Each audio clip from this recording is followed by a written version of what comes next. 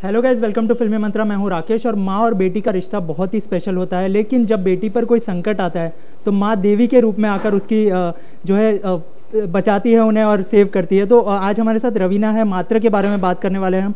रवीना, सबसे पहले तो मात्र क्या है, हमारी ऑडियंस को बताइए किस तरह की फिल्म होने वाली है, और आप भी माँ है तो कितना रिलेट किया आपने इस किरदार को लेकर? मैंने एक्चुअली अभी आपको पहचाना, मैंने आपका वो लिंक देखा था जब आप लोग ने रिएक्ट किया टू द ट्रेलर, राइट? आप थे और आपके साथ 2-3 और थे। Correct, now I know. I was thinking मैंने कहाँ आपको देखा है। बट मात्र ऐसी फिल्म है जिसके बारे में मैं आपको बताना चाहूँगी कि आज जो सिचुएशन है, जो हमारा देश जिस गंभीर समस्या में घिरा हुआ है, जो ऐसे हादसे हो रहे हैं जहाँ वायलेंस अगेंस्ट विमेन और क्राइम्स अगेंस्ट विमेन बढ़ते जा रहे हैं, तो उसके बारे में बात करता है। एंड आई थिंक हम इस फिल्म में सल्यूशन नहीं बता रहे हैं, लेकिन जो माहौल बन चुका है हमारे देश में कि जो विक्टिम भी होता है उनको भी शर्मिंदा कर देते हैं लोग, उनके ऊपर ज़्यादा इल्ज़ाम डाल देते हैं। रेपिस्ट छूट जाते हैं, 6 महीने की बेल पे निकल जाते हैं, जुवेनाइल लॉ की वजह से छूट जाते हैं। लॉ बदला है, लेकिन कहीं ना कहीं ऐसे लगता है कि विक्टिम्स और उनके परिवारों को अब लॉ पर भरोसा नहीं रहा है, इंसाफ नहीं मिलता है। तो हम इन चीज़ों के बारे में बात करते हैं इस फिल्म में, जो आई थिंक कहीं ना कहीं जो ऐसे देखने में आया है, जो ट्रेलर लॉन्च हुआ है हमारा, हमें इतने अच्छे ओवरवेलमिंग रिस्पांस मिला है लोगों से जिन्होंने ट्रेलर देखा है।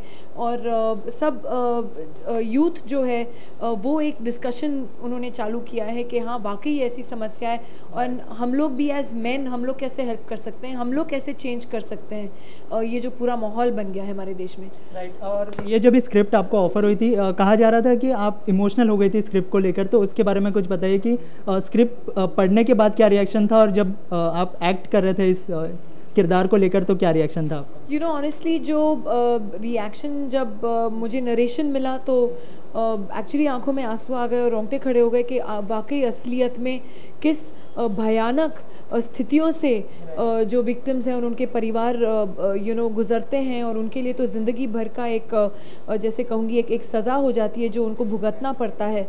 वो एक बहुत ही मेरे दिल को छू गया। शूटिंग करते वक्त हादसा जब हुआ उसके बाद हम लोग ने सब ने 2 दिन का ब्रेक लिया कि हम लोग सब अपना मानसिक संतुलन थोड़ा ठीक करें, रिलैक्स हो जाएं।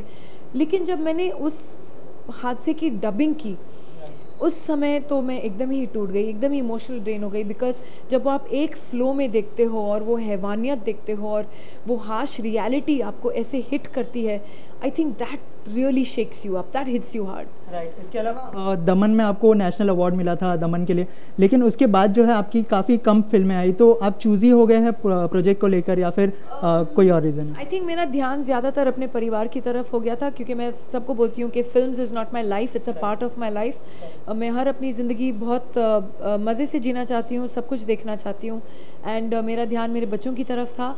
और अगर मुझे धीरे धीरे जो काम उठाना था, जैसे मैंने शोभना 7 नाइट्स की, बुढ़ा होगा तेरा बाप में एक ऐसी guest appearance for Amit ji and for Ramu किया मैंने, छोटा सा किरदार। बॉम्बे वेलवेट में जो मुझे जैज़ म्यूज़िक बहुत पसंद था इसलिए मैंने वो गाने किए। तो ऐसे अपने विम्स और फैंसी से मैं 2-3 चीज़ें किया। शोभना 7 नाइट्स फेस्टिवल्स में भी गई, उन्होंने 2 इंटरनेशनल अवार्ड्स भी जीते, Chicago and Houston film festival में। ऑनिर की फिल्म की शब, वो भी मेरे दोस्त हैं इसलिए वो किरदार किया है, जो I am not the main protagonist in that. But तो ये ऐसी नहीं है कि बहुत दिनों के बाद मैं फिर काम कर रही हूँ, रियलिटी शोज़ भी बहुत किए, तो लगातार I think I have been doing things. But ऐसी फिल्म जो इतनी पावरफुल मैसेज लेके आ रही है, वो बहुत दिनों के बाद एक इतनी अच्छी स्क्रिप्ट आई जो मुझे चैलेंज कर पाए। वैसे मुझे बहुत ज़बरदस्त फिल्में ऑफ़र भी हुई, गुलाब गैंग, क्या कूल है हम कॉमेडीज़, और वो चश्मे बदूर वगैरह ऐसी कॉमेडीज़ भी 4-5 काफ़ी ऑफ़र हुई, कुछ हॉरर फिल्में ऑफ़र हुई, लेकिन कुछ ऐसे नहीं था मुझे, क्योंकि मैं खुद एक सोशल एक्टिविस्ट हूँ। मैंने सोचा ऐसी फिल्म करूँ मैं जो एक्चुअली एक मैसेज लेके आऊँ for the audience, and this was the right film because I believed in this issue. Right. इसके अलावा ये फिल्म जो है वुमन इशू पे बात करती है। आखिरी सवाल जानना चाहूँगा आपसे, वुमन एम्पावरमेंट के ऊपर है, लेकिन वुमन सेंट्रिक फिल्में भी काफ़ी अच्छा कर रही है। निर्जा जैसे आपने थोड़ी देर पहले कहा, माँ आ रही है श्रीदेवी की, तो इस बारे में क्या कहना चाहेंगे, क्योंकि वुमन की फिल्में भी एक्सेप्ट की जा रही है बॉक्स ऑफिस पर, ना कि स्टार्स की। आई थिंक ये बहुत ही अच्छा दौर है हमारे इंडस्ट्री के लिए, जहाँ इतनी इंस्पिरेशनल स्टोरीज आ रही हैं विमेन के ऊपर, चाहे वो NH10 बनी या पिंक बनी या नीरजा बनी या तो मैरी कॉम बनी। तो आई थिंक इट्स ग्रेट कि ऐसी पिक्चरें आ रही हैं। आई फील ऐसी एक मैसेज वाली फिल्म हर एक फिल्म महीने में आनी चाहिए, जहाँ लोगों को ये मैसेज लगातार मिलता रहे और कहीं ना कहीं हमारी सोसाइटी में होपफुली कोई बदलाव आए। मात्र रेवोल्यूशन लाएगा सोसाइटी में, आपको लगता है? नहीं, एक फिल्म से तो फ़र्क नहीं पड़ने वाला है, ये मैं रियली बोलती हूँ। Let's be real about it.